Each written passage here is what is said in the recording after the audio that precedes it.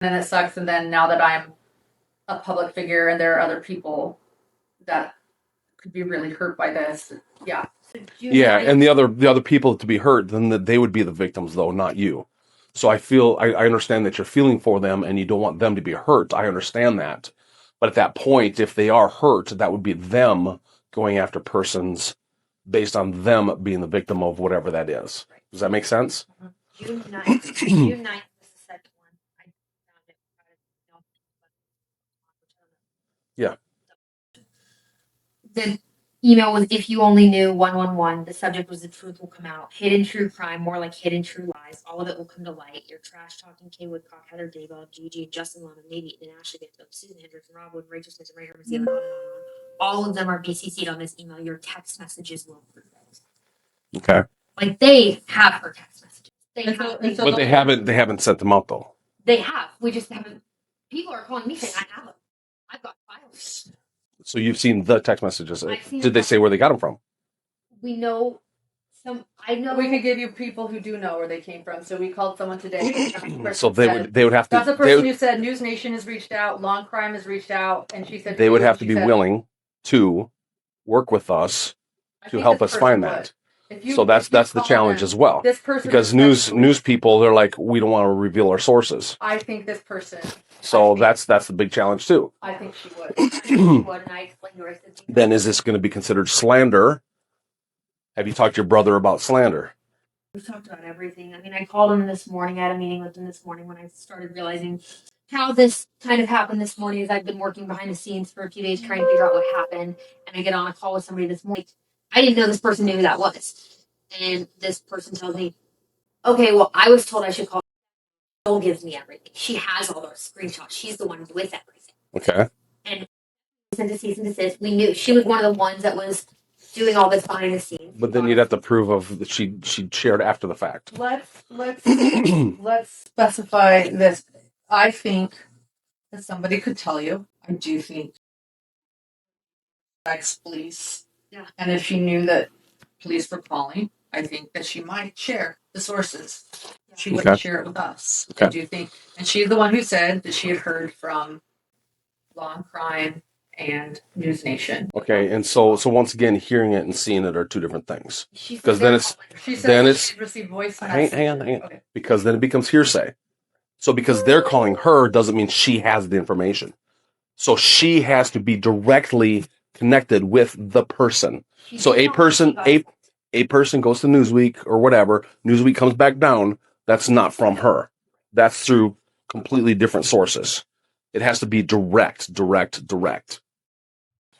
she said she has files and files of emails and texts, including voice memos. Well, where'd she get them from? Well, I thought you asked her. We asked her and she wouldn't tell us her source, so I think she would tell you. But that was the question. Like you said, would they tell? Yeah. You don't have to call if you don't want to, but I'm just... No. I mean, if she's not going to share with you, then I don't know why she would share with me, because she doesn't have to. I'm guessing she's in the industry, right? Yeah. So once she ruins her reputation by giving up sources, then what's her job going to be? I mean, I could have a conversation with her. I hear you. So that's the challenge of being in this kind of situation. So I was also in the Real News for a long time. Mm-hmm.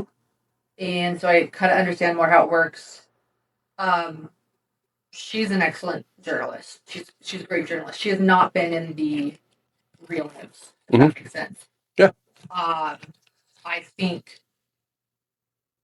believe that if police called her, she might say that I received it from this person. Okay.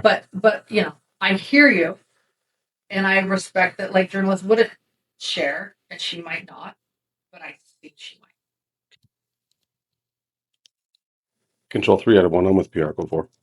When I talked to her today, she told me. But I mean, I don't know. Maybe we don't want to. I mean, do we want to make this? Have you talked? Has your brother suggested calling us? Yes. Okay. Yes, and you could call my brother. And what did he feel? What crimes did he feel that were surpassed? I should say. Yeah. Because some of that stuff is more civil than it is criminal. Yeah. So he cited. Extortion would be criminal, but other things within this could be more on a civil level than a criminal level. Yeah. Forgive me, I'm getting some water. That's fine. Do you have an identification or a driver's license I can just jot down quick? Do you got a Nevada driver's license or from another state? I have a Nevada driver's license. Okay. Here's a cease and desist. He said unauthorized access of private accounts, dissemination of private. But we don't know that she did that after the fact or before. If she took all this information before the cease and desist. And here's the thing. I'm not saying it's possible one way or the other. What I'm saying is anything that I would have that may be criminal would go before a judge or actually before a district attorney.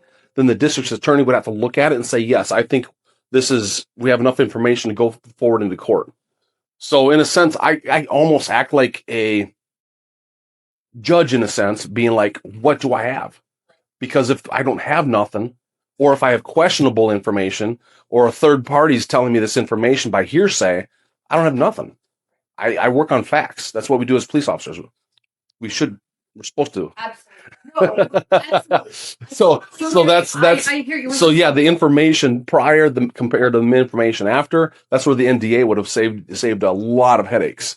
But the cease and desist, there would have to be proof of her continuing this process after the fact. Right. So that would be like contacting all these people that have this information and saying, who did you get it from? And them saying it was from her, and then say, when did you get it from her? I'm sitting down for So- information, not to. Should we call John? I think the other concern too is they might have even just like text within my husband and myself. From what it sounds like. I'm sorry, say it again. They might have texted between my husband and myself. Okay. He's my co-host. He's a criminal psychologist. Okay.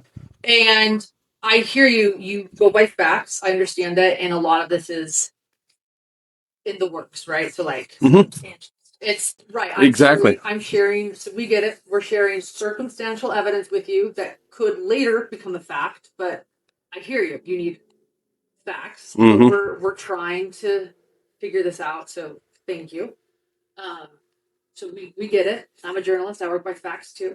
And I know Which all journalists should. yeah, and I understand what circumstantial evidence. I'm gonna is, put this what we're on. Figuring out. Let me call my husband. So he spoke. Oh, he's with Baines. Well, I think you could speak briefly. What's your phone number real quick, since you're the victim?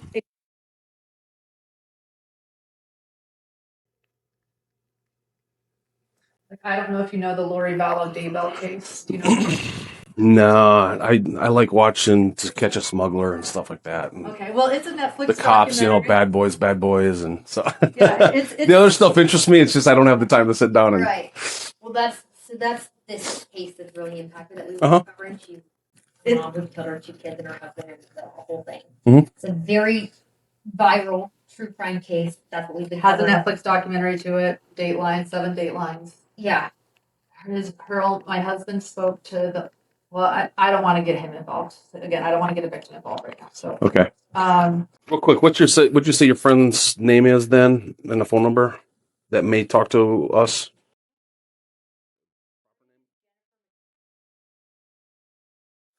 I don't know if she'd consider us a friend right now. How do you spell her last name? And she told me on the phone today, well, if you think this is against the law, then you should be getting law enforcement involved. I said, we've had attorneys involved in this for months. So she's well aware. Right. So she said. Well, and the attorney's going to be like, yes, I can see where this is breaking this law, so now we'll get him involved. Full disclosure, she's received a lot of info because a lot of the private text messages have to do with her. Okay. So that's why I say I don't know if she'd consider me a friend right now. Nope. Somebody that's willing to talk. What's the phone number?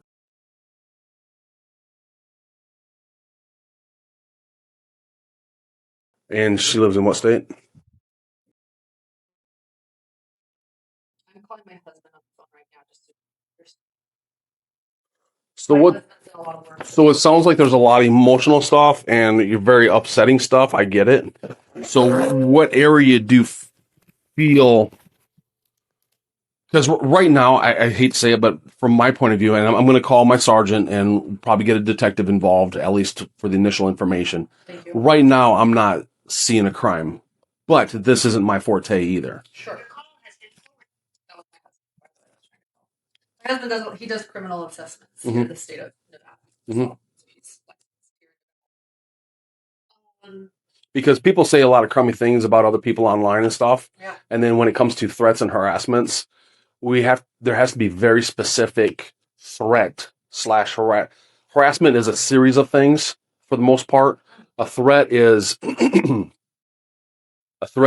got to be very specific, and it really stinks for us as police officers, but it's even worse for the victim or the person that's being victimized.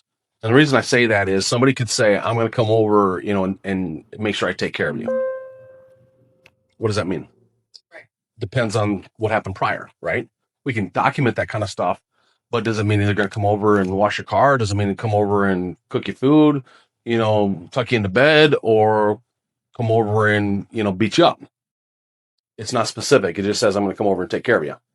So that's where it's frustrating for victims is they're like, but I know what they meant by this. And it's like, I understand you're feeling this way, but based on the verbiage, we can't go down the criminal route right now because they're not being specific enough.